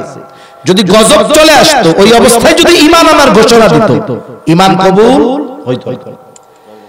যেমনটা ফেরাউনের ক্ষেত্রে হয় নাই। ফেরাউন যখন তার সৈন্য সামন্ত নিয়ে মূসা আলাইহিস সালাম ও বনি ইসরাইলের পেছনে ধাওয়া করছে, আল্লাহ তাআলা কোরআনুল কারীমের মধ্যে সেই কথা বলেন, ওয়াজাওয়াজনা বিবানি ইসরাঈলাল বাহরা ফাআতবাআহুম ফিরআউনু বিজুনুদিহি বাগয়ান ওয়া আদওয়া। আল্লাহ তাআলা বলেন, আমি বনি ইসরাইলদেরকে সমুদ্র পার করে দিলাম, ফাআতবাআহুম ফিরআউনু বিজুনুদিহি বাগয়ান ওয়া আদওয়া। আল্লাহ তাআলা বনি ইসরাইলদের জন্য যেই রাস্তা বানায় দিয়েছেন সমুদ্রের মধ্যে দিয়া, ফেরাউন তার সৈন্য সামন্ত সহ অহংকারের বশীভূত হয়ে বনি ইসরাইলদেরকে সমূলে নির্মূল করার লক্ষ্যে তাদের অনুসরণ করা শুরু করে দিল। ফেরাউন এবার পৌঁছে গেছে মাঝ দরিয়ায়। অপর দিক দিয়া মূসা আলাইহিস সালাম বনি ইসরাইলদেরকে নিয়ে উঠে গেছেন অপর পাড়ে। রাস্তা যাদের জন্য বানানো হয়েছে তাদের ব্যবহার শেষ। বলেন তো এখন ওই বিকল্প রাস্তার আর কোনো দরকার আছে নাকি? মাঝে মধ্যে হাইওয়ের মধ্যে বড় ব্রিজ বানায়, ব্রিজ যখন বানায় পাশে দিয়ে একটা বিকল্প রাস্তা বানায়। ব্রিজ যখন শেষ, বিকল্প রাস্তার দাম আছে। কেউ যদি এমপি সাহেবরে গিয়া বলে, এমপি সাহেব গত 2 বছর এই রাস্তাটা এত মহব্বত করে ব্যবহার করলাম, এখন ব্রিজ হইছে না, এর ভুলে গেছে, এর জন্য 2 লাখ টাকা বাজেট করেন, 2 টাকা দিবে? উল্টা বলবে, ওই মাটিগুলা কাইটা যদি সরাইতে পারো আরো ভালো হয়। ঠিক কিনা? কারণ যেই জন্য বানানো হয়েছিল প্রয়োজন শেষ, এখন এটার আর কোনো দরকার নাই। আল্লাহ তাআলা যাদের জন্য রাস্তা বানিয়েছেন তাদের ব্যবহার শেষ, এখন আর রাস্তার কোনো প্রয়োজন নাই। ওই রাস্তায় কে আছে সেটাও দেখার দরকার নাই। আল্লাহ তাআলা পানিকে আদেশ করলেন, পানি পাহাড় সদৃশ উঁচু দেয়ালের মতো 2 দিকে সরে রাস্তা হয়ে গেছে, পানি তুমি আগের অবস্থায় ফিরে যাও। আল্লাহ তাআলা হলেন এমন এক মহান সত্তা, তিনি বলেন, ইন্নামা আমরুহু ইযা আরাদা শাইআন আন ইয়াকুলা লাহু কুন ফায়াকুন। আল্লাহ তাআলা যখন কিছু চান, ইচ্ছা করেন, শুধু বলেন কুন হও, ফায়াকুন, তৎক্ষণাৎ হয়ে যায়। সুবহানাল্লাহ বলেন।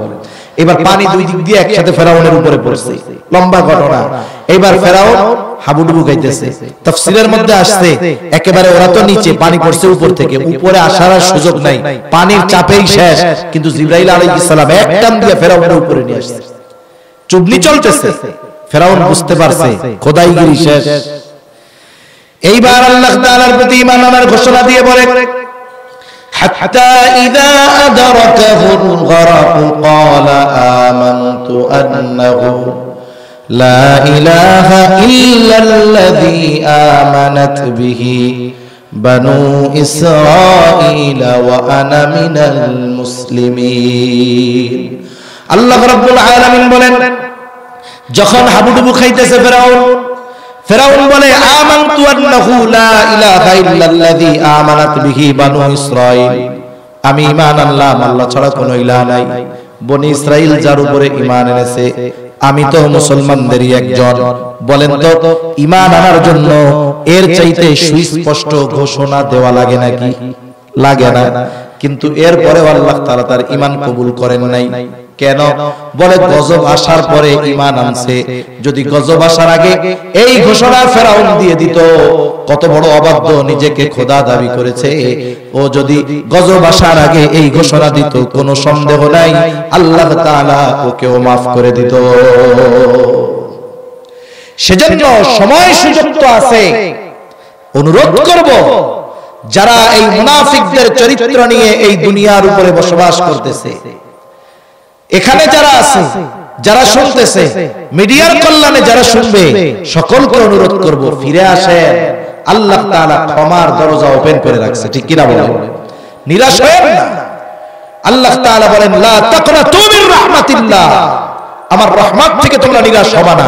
কেউ যদি পাপ করার পরে মনে করে আমার পাপ ক্ষমা করার ক্ষমতা আল্লাহর নাই, নাউজুবিল্লাহ, সেটা হলে আল্লাহকে ক্ষমার ব্যাপারে অক্ষম মনে করে, ঠিক কিনা?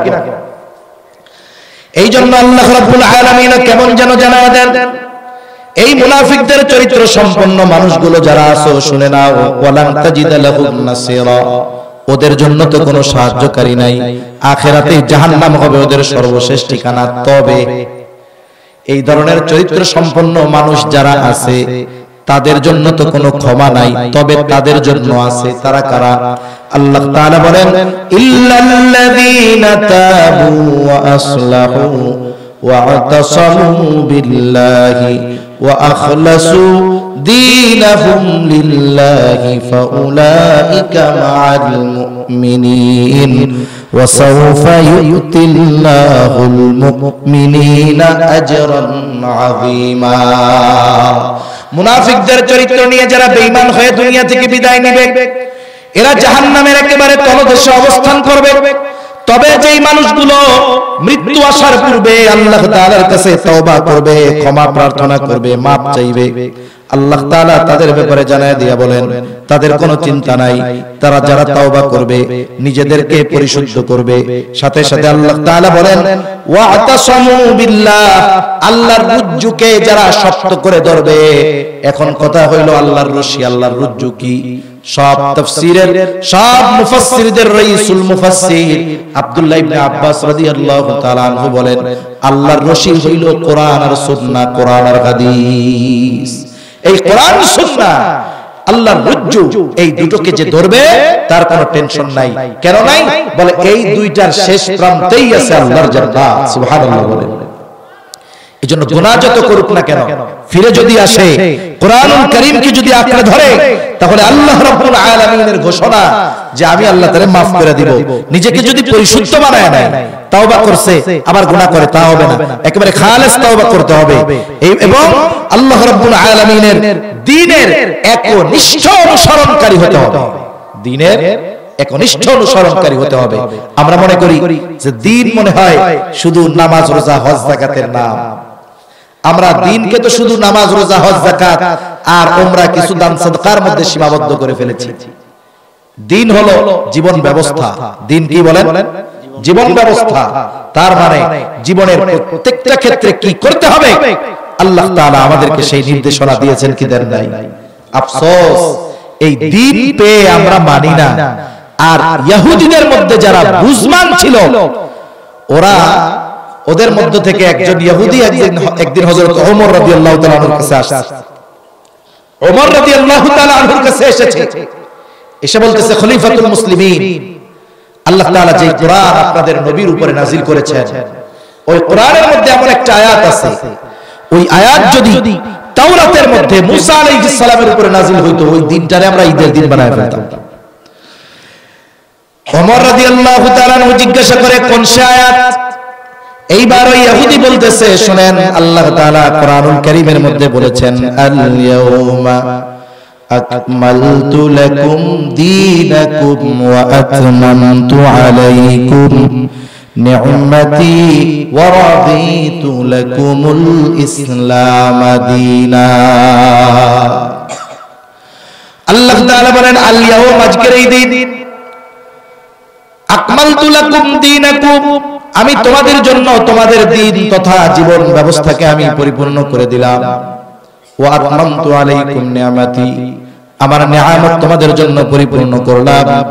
ওয়া রাদিতু লাকুমুল ইসলাম দীনা, এবং তোমাদের জন্য জীবন ব্যবস্থা হিসাবে, দিন হিসাবে ইসলামকে আমি মনোনীত করলাম। এই আয়াত যদি তাওরাতে নাজিল হইতো, আমরা ওই দিনটা ঈদের দিন বানায় ফেলতাম। হযরত ওমর রাদিয়াল্লাহু তাআলা আনহু বলেন, আল্লাহর শপথ, এই আয়াত যেথায় নাজিল হয়েছে, যখন নাজিল হয়েছে, যার উপরে নাজিল হয়েছে, আমি সবকিছু চিনি। বিদায় হজের দিন আরাফার ময়দানে মুহাম্মাদুর রাসূলুল্লাহ সাল্লাল্লাহু আলাইহি ওয়াসাল্লামের উপরে নাজিল হয়েছে। এই জন্য মনে রাখতে হবে, আমরা যদি মনে করি শুধু নামাজ, রোজা, হজ, যাকাত এগুলোর মাধ্যমেই আমরা পরকালে পার হয়ে যাব, কাজ হবে না। জীবনের প্রত্যেকটা ক্ষেত্রে ইসলাম আছে না নাই? বলেন, সমাজনীতির মধ্যে ইসলাম আছে না নাই? পৌরনীতির মধ্যে ইসলাম আছে না নাই? অর্থনীতির মধ্যে ইসলাম আছে না নাই? জোরে বলে। শুধুমাত্র রাজনীতির মধ্যে কিন্তু ইসলাম নাই। এই জায়গাও আছে। ও আল্লাহ, তো আপনারা জানেন, আমি তো বুঝি না। এটা মনে রাখতে হবে, প্রত্যেকটা নবীকে আল্লাহ তাআলা সর্বোচ্চ রাজনৈতিক পারদর্শিতা দান করেছেন, ঠিক কিনা বলে? মুহাম্মাদুর রাসূলুল্লাহর চাইতে দুনিয়ায় বড় কোনো রাজনীতিবিদ নাই। মুহাম্মাদুর রাসূলুল্লাহর চাইতে এই দুনিয়ায় বড় কোনো অর্থনীতিবিদ নাই, সমাজ বিজ্ঞানী নাই। প্রত্যেকটা ক্ষেত্রে ইসলাম আমাদেরকে পরিপূর্ণ পথ নির্দেশনা দেওয়ার পরেও আমরা অনেক সময় বলি ইসলামের রাজনীতি নাই, করেন না এক কথা, মানেন না কিন্তু আরেক কথা। কথা বুঝেন না? একজন নামাজ পড়ে না, এই কারণে তার গুনাহ হবে কি হবে না? আল্লাহ চাইলে ঈমান থাকলে মাফ করে দিবে, এক সময় শাস্তি দেওয়া হইল। কিন্তু কেউ যদি নামাজের ফরজিয়াতকে অস্বীকার করে, নিঃসন্দেহে সে কাফের হয়ে যাবে, কোনো সন্দেহ নেই। এজন্য আপনি করেন না, অসুবিধা নেই, আল্লাহর কাছে মাফ চাইয়েন। কিন্তু আপনি যদি মানেন না, তাইলে আমার কিছু বলার নাই। কোরআনই বলে দিবে, আল্লাহই বলে দিবে যে আপনার ঈমান নাই, ঠিক কিনা বলে? কোরআন সবকিছুর শিক্ষা দিয়েছে। কেমনে রাষ্ট্র চালাবে, কেমনে দেশ চালাবে, সমাজের নেতৃত্ব স্থানীয় মানুষগুলো সমাজ কিভাবে পরিচালনা করবে, কোরআনে আছে না নাই? এগুলো বলতে গেলে পৃষ্ঠার পর পৃষ্ঠা বলা যাবে।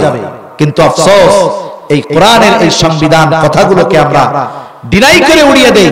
বরং যারা মানুষদের সামনে এই কথাগুলো প্রকাশ করে, ওই ফেরাউনের মতো আমরা তাদের বিরুদ্ধে অহংকারের সাথে দাঁড়িয়ে যাই, প্রতিবাদ করি। এটা বড় মুসিবতের বিষয়, ঠিক কিনা বলেন? মনে রাখতে হবে, একটা মানুষ বেঈমান হওয়ার জন্য গোটা কোরআন অস্বীকার করা লাগবে না। একটা মানুষ বেঈমান হওয়ার জন্য কোরআনের একটা পারা অস্বীকার করা লাগবে না। একটা মানুষ বেঈমান হওয়ার জন্য কোরআনের একটা সূরা অস্বীকার করা লাগবে না। বেঈমান হওয়ার জন্য কোরআন যদি প্রতিশোধ দিতে চাও, সমানভাবে নিবা, বেশি নিলে কিন্তু জুলুম হবে। এজন্য আল্লাহ তাআলা ক্ষমার প্রতি উদ্বুদ্ধ করে বলেন, ইন তুবদু খায়রান আও তুখফুহু আও তা'ফু আন সুইন ফা ইন্নাল্লাহা কানা আফুওয়ান কাদিরা।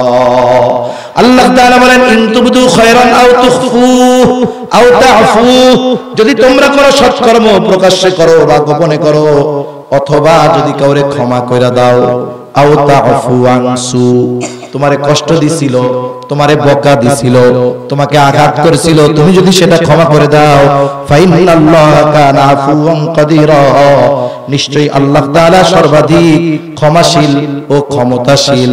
এই জন্য অনেক সময় দেখা যায় মানুষ আমাদেরকে কষ্ট দেয়, আমরা যদি পারি মাফ করে দিব, মনে রাখবেন যে মাফ করে দিতে পারে আসলেই সে বড় শক্তিশালী মানুষ। পবিত্র কোরআনুল কারীমের সূরাতুল ফুরকান, ওই সূরার মধ্যে আল্লাহ তাআলা রহমানের বান্দাদের গুণাবলী বর্ণনা করেছেন। আল্লাহর খাঁটি বান্দা কারা, তাদের কিছু গুণাগুণ আল্লাহ বর্ণনা করেছেন।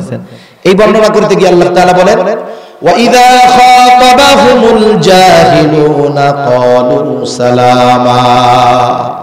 রহমানের বান্দাদের অন্যতম একটি গুণ হলো, যখন কোনো জাহিল, মূর্খ, অজ্ঞ, পাপী, ফাসিক তাকে উদ্দেশ্য করে কোনো কথা বলে, দেখবেন হুজুরদের উদ্দেশ্য করে পাবলিক কথা কইতে মজা পায়, ঠিক না? সারাদিন আরেকজনকে 100 গালি দিলে মজা পায় না, কিন্তু হুজুরে একটা দিলে খুব মজা লাগে। দিছি হুজুরে দিছি।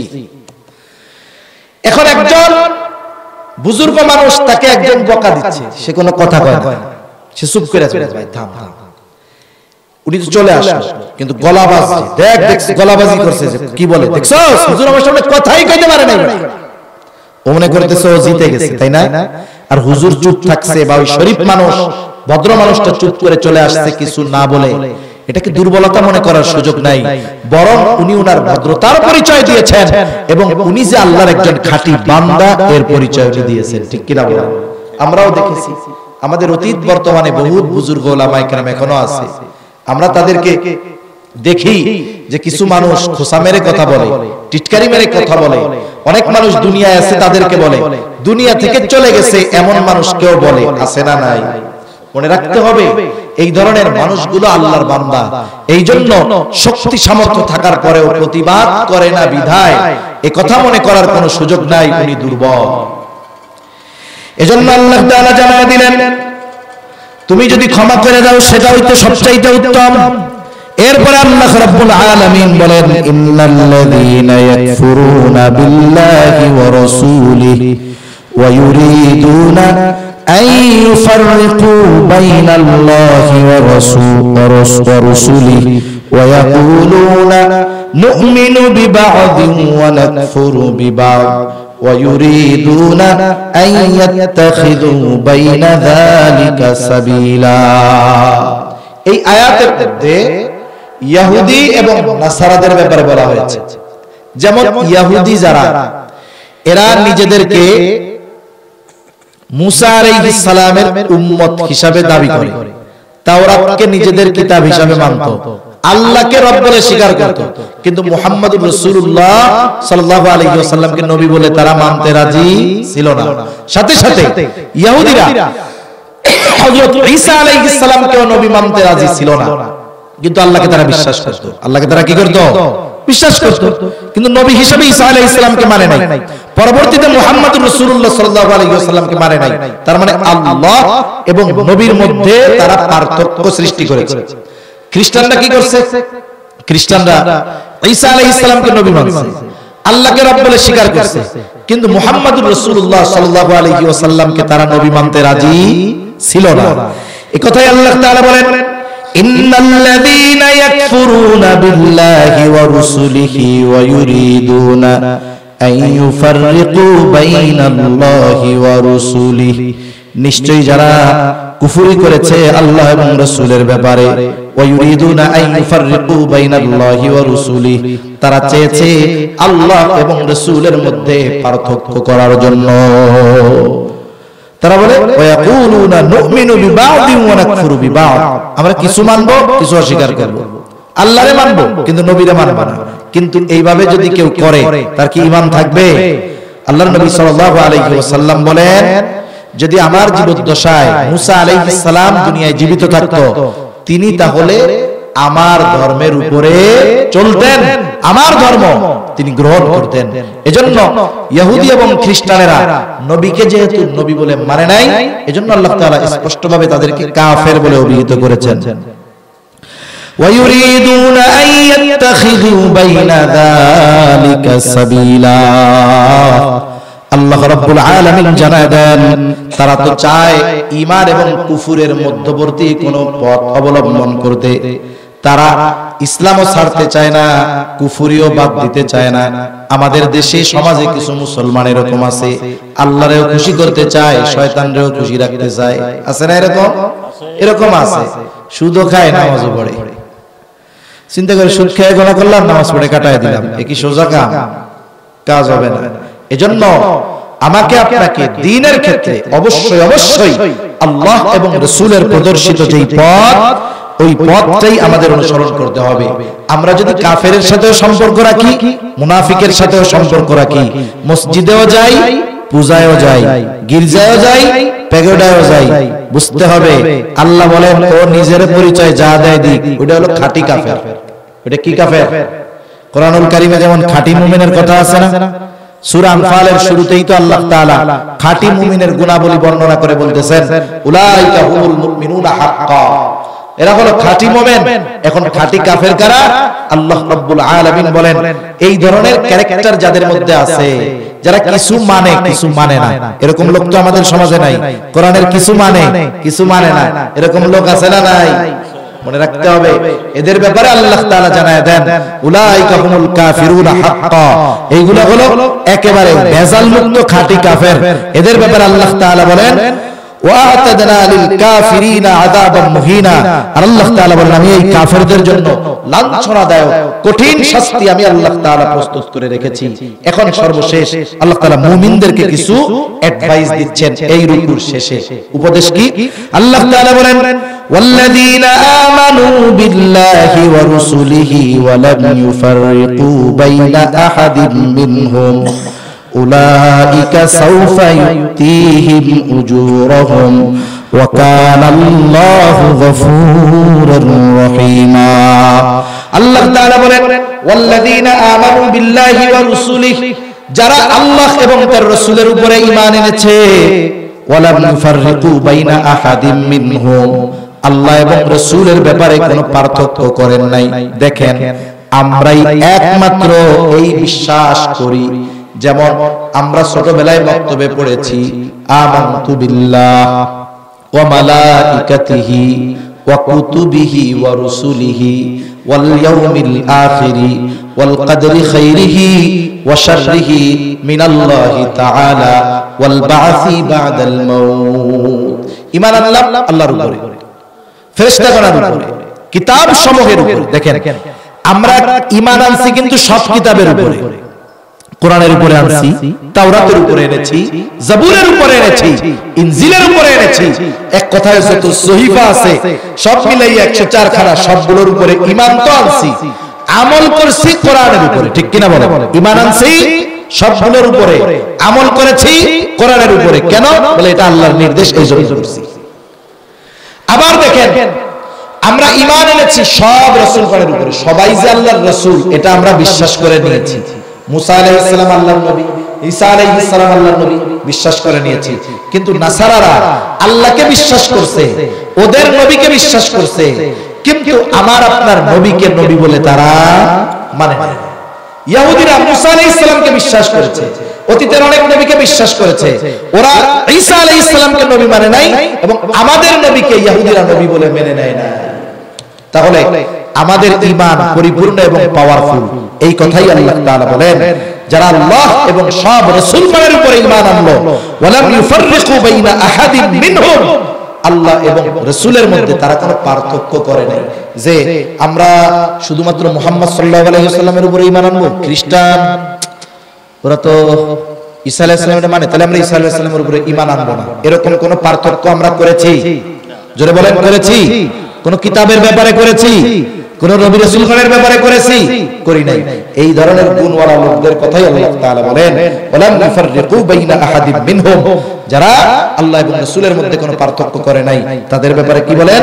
উলাইকা সাওফা ইউতিহিম উজুরহুম, অচিরেই আমি আল্লাহ তাআলা তাদেরকে মহা প্রতিদান দিব, পুরস্কৃত করব। ওয়া কানা আল্লাহু গফুরুর রহিমা। মনে রাখবেন আল্লাহ তাআলার পক্ষ থেকে বান্দার জন্য সবচাইতে বড় পুরস্কার বান্দার প্রতি দয়া আর ক্ষমা। দয়া আর কি? ক্ষমা।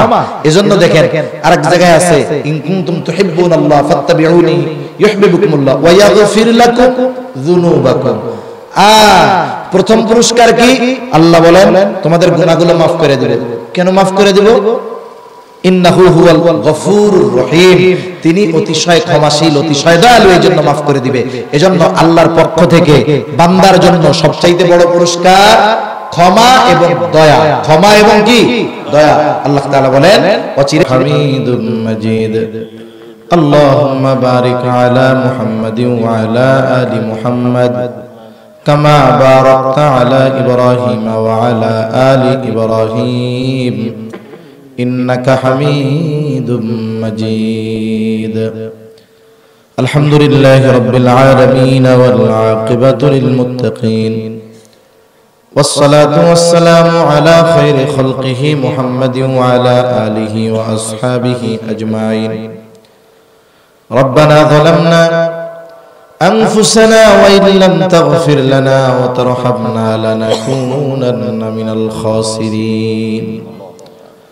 ربنا آتنا في الدنيا حسنة وفي الآخرة حسنة وقنا عذاب النار.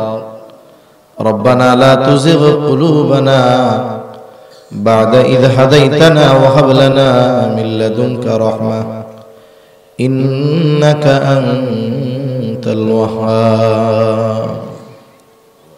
ওগোদয়াময় আল্লাহ, গভীর রজনী পর্যন্ত কোরআনের আলোচনা করার পরে গুনাহমাখা হাত তোমার শাহী দরবারের দিকে তুলে ধরেছি আল্লাহ।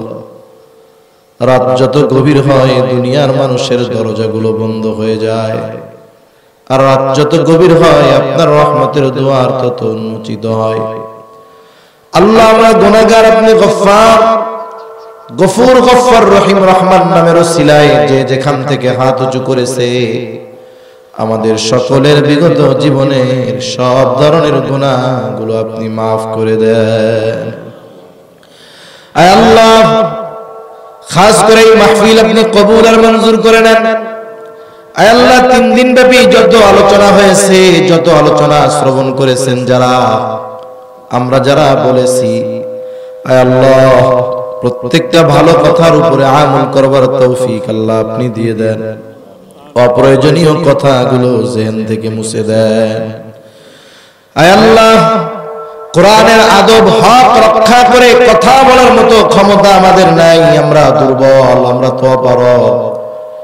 এরপরে ওই দুর্বলতাকে না দেখে আপনার রহমতের কারণে আমাদের এই আলোচনাগুলো আল্লাহ আপনি কবুল আর মঞ্জুর করে নেন।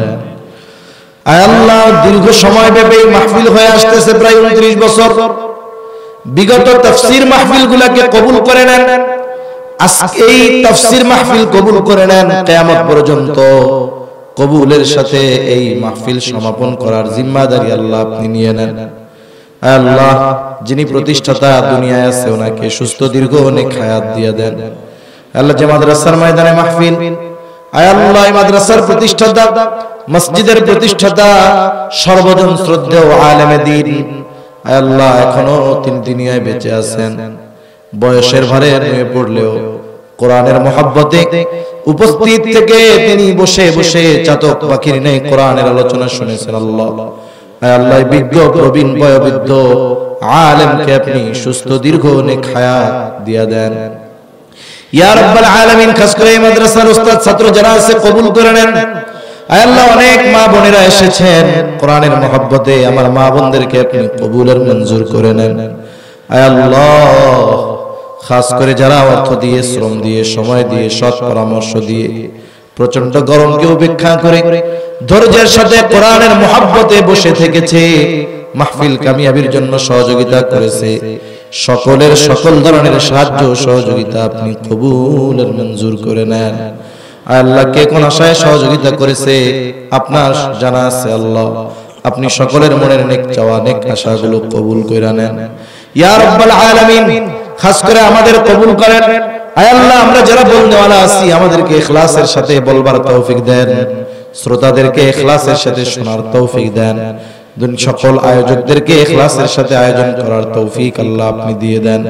ইয়া রাব্বাল আলামিন, तमाम দুনিয়ার মুসলমানদের হেফাজত করেন, খাস করে ফিলিস্তিনের গাজার মুসলমানদের হেফাজত করেন। আল্লাহ, আয় আল্লাহ যারা দুনিয়া ছেড়ে চলে গেছে শাহাদাতের মর্যাদা দিয়ে দেন। আয় আল্লাহ যারা জালেমদের বিরুদ্ধে লড়াই করতেছে, জিহাদ করতেছে, আপনি তাদেরকে আসমানি বাহিনী দ্বারা সাহায্য করেন। জালেমদেরকে হেদায়েত দেন, হেদায়েত যদি না থাকে তাদের ব্যাপারে আসমানি ফয়সালা নেন ইয়া রাব্বাল আলামিন। তাম দুনিয়ার মুসলমানদের এক হওয়ার তৌফিক দেন। আমাদের মধ্যে ভ্রাতৃত্ব বন্ধনকে আপনি অটুট করে দেন। একে অপরের প্রতি মহব্বত ভালোবাসা আপনি জাগ্রত করে দেন। আয় আল্লাহ মুসলমান একটা দেহের ন্যায়, আয় আল্লাহ আমাদেরকে ওই রকম হওয়ার তৌফিক দেন। আমরা যেন পৃথিবীর অপর প্রান্তের এক মুসলমানের কষ্টটাও অনুভব করতে পারি, আনন্দটাও অনুভব করতে পারি। সেই রকম মুসলমান হওয়ার তৌফিক আল্লাহ আমাদের দিয়ে দেন। আল্লাহ রে খাস করে আমরা যারা হাত উঁচু করেছি, আমাদের মধ্যে হয়তো অনেকের মা নাই, অনেকের বাবা নাই, অনেকে হয়তো নিজের হাতে মুহাব্বতের মা বাবাকে কবরে শোয়া রাখছে। আল্লাহ দুনিয়ার অপর প্রান্তে আমেরিকার খবর মুহূর্তের ভিতরে পাওয়া যায়, দেখা যায় 3 হাত মাটির নিচে মুহাব্বতের ওই মা বাবার কবরের খবর জানা যায় না, দেখা যায় না। গুনার কারণে যদি কারো মা বাবার কবরে আযাব হয়, এখানে উলামায়ে কেরাম আছে, তালিবুল ইলম আছে, আপনার দাড়ি পাকা অনেক বান্দা আছে, যুবক আবেদ আছে, মুসাফির আছে, আয় আল্লাহ কোরআনের খাদেম আছে। আল্লাহ যাকে পছন্দ, যার আমল পছন্দ, তার আমলের ওসিলায় ওই মা বাবা কবরের আযাব মাফ করে কবরকে আপনি জান্নাতের টুকরো বানায় দেন। যাদের মা বাবা বেঁচে আছে সুস্থ দীর্ঘনেক হায়াত দান করেন আল্লাহ ইয়া রাব্বাল আলামিন। আমাদের স্ত্রী সন্তান আমাদের জন্য চক্ষু শীতলকারী হিসেবে কবুল করে নেন আল্লাহ। খাস করে বড় বাজারের ব্যবসায়ী ভাইরা এই কোরআনের মহব্বতে সহযোগিতা করে আল্লাহ। প্রত্যেকটা ব্যবসায়ী ভাইয়ের ব্যবসার ভিতরে বরকত দেন ইয়া রাব্বাল আলামিন। সকল প্রকার বিপদ আপদ থেকে হেফাজত করেন আল্লাহ। তাফসীর কমিটির সদস্য যারা আছে, যে যেভাবে সহযোগিতা করে আল্লাহ, সকলের সকল সাহায্যগুলো কবুল আর মঞ্জুর করে নেন। আমার মা বোনরা অনেক সহযোগিতা করে, কবুল আর মঞ্জুর করে নেন। ফাতেমা নামে আমার এক বোন খাস করে দোয়া চেয়েছে, আল্লাহ কি উদ্দেশ্যে দোয়া চেয়েছে আপনি জানেন, তার নেক উদ্দেশ্য আল্লাহ আপনি কামিয়াব করে দেন ইয়া রাব্বাল আলামিন।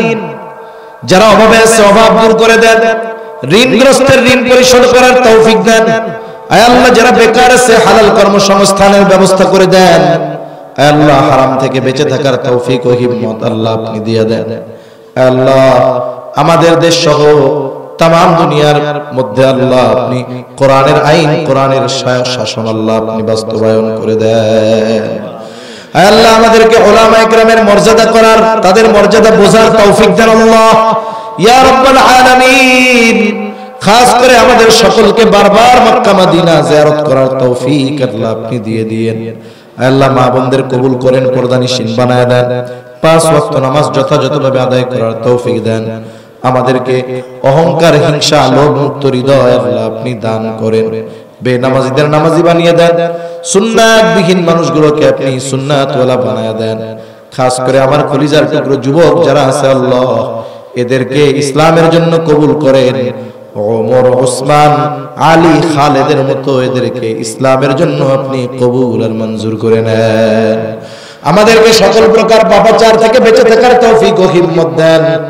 এই মাহফিলকে এলাকার হেদায়েতের জরিয়া বানায় দেন আল্লাহ। সর্বোপরি চাওয়া আমাদের সব কল্যাণ দেন, সব কল্যাণ থেকে আল্লাহ আপনি আমাদেরকে হেফাজত করেন আল্লাহ। মরণ তো হবে, আমাদেরকে আপনি শাহাদাতের মৃত্যু দান করেন আল্লাহ।